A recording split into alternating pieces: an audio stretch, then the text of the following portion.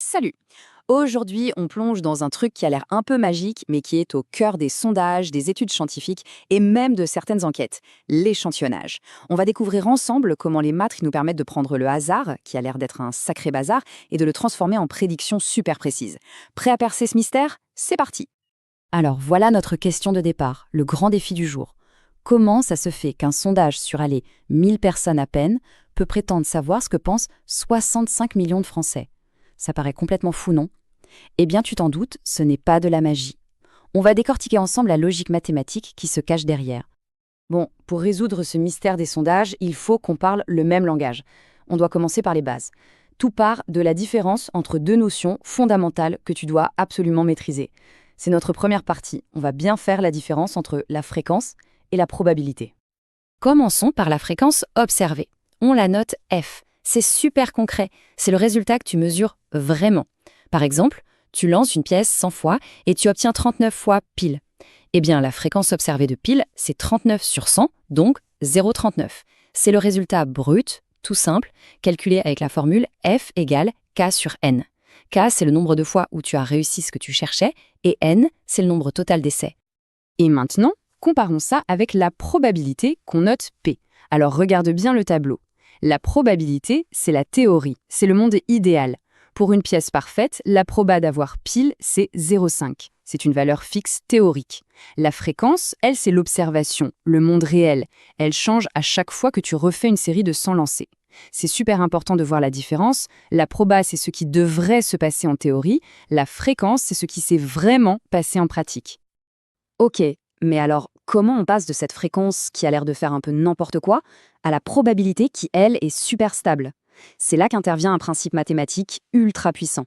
Et c'est le sujet de notre deuxième partie, la loi des grands nombres. Cette citation, elle résume tout parfaitement. Le hasard est capricieux, mais seulement au coup par coup. Ça veut dire quoi en gros? Ça veut dire que si tu lances une pièce une seule fois, le résultat est totalement imprévisible. Mais si tu la lances des milliers de fois, là, une tendance super claire, un ordre va commencer à naître du désordre. Et cet ordre, justement, c'est la fameuse loi des grands nombres. C'est vraiment le moteur secret des sondages. Cette loi nous dit que plus tu répètes une expérience, donc plus ton N est grand, plus ta fréquence observée F va se rapprocher et même venir se coller à la probabilité théorique P.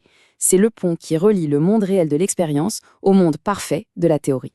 Pour que tu visualises bien le truc, imagine qu'on fait 50 expériences différentes, chacune avec un tout petit échantillon de 100 lancers. Si on mettait les résultats sur un graphique, on verrait que les points qui représentent les fréquences sont éparpillés partout. Ça part dans tous les sens. C'est exactement ça, le hasard capricieux. Avec un petit échantillon, les résultats varient énormément. Maintenant, attention, on augmente la taille de l'échantillon à 1000 lancers et on refait nos 50 expériences. Regarde la différence. D'un seul coup, les points se resserrent de manière spectaculaire autour de la ligne de la probabilité théorique. Les variations diminuent et le résultat devient super prévisible.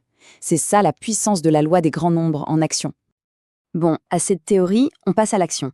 On va voir comment ces outils mathématiques peuvent servir à résoudre des problèmes très concrets et même à mener des enquêtes. C'est notre troisième partie, on va mettre le hasard au tribunal. On part aux États-Unis, dans les années 70, dans une petite ville qui s'appelle Woburn. Et là-bas, la communauté fait face à un drame. Il y a un nombre de cas de leucémie chez les enfants qui semble beaucoup trop élevé. La question que tout le monde se pose, c'est est-ce que c'est juste une terrible série de malchance ou est-ce qu'il y a une vraie cause derrière tout ça? Analysons un peu les chiffres. Sur 10 ans, on a observé 9 cas de leucémie chez les garçons de moins de 15 ans, sur une population de 5 969 garçons. À l'époque, la probabilité nationale, c'est-à-dire la norme, était de 0,00052. Si on applique cette proba à la population de Woburn, on aurait dû s'attendre à environ 3 cas. Sauf qu'on en a observé 9, c'est 3 fois plus. La question mathématique devient donc, cette différence énorme entre les 3 cas attendus et les 9 cas observés, est-ce qu'elle est plausible? Est-ce que le hasard tout seul, la faute à pas de chance, peut expliquer un tel écart? Ou est-ce que c'est tellement improbable que ça suggère un vrai problème dans cette ville, comme de la pollution par exemple?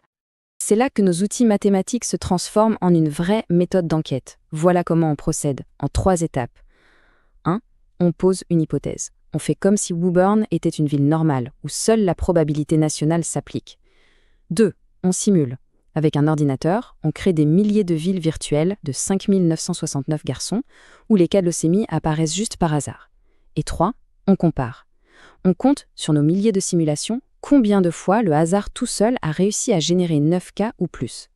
Si ce résultat est super rare dans nos simulations, alors notre hypothèse de simple malchance devient très très peu crédible. Et voilà comment les maths nous permettent de tester une hypothèse et de faire parler les chiffres.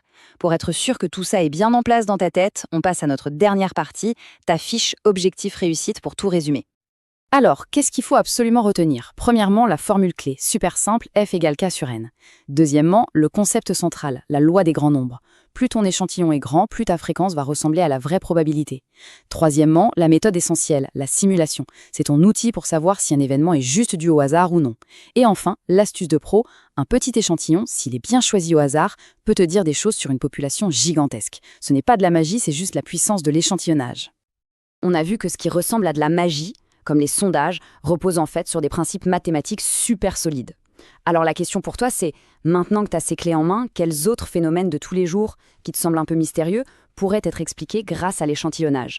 Si tu trouves les maths un peu plus claires maintenant, lâche un pouce bleu, abonne-toi et partage ça à tes potes 2 secondes. On se retrouve très vite.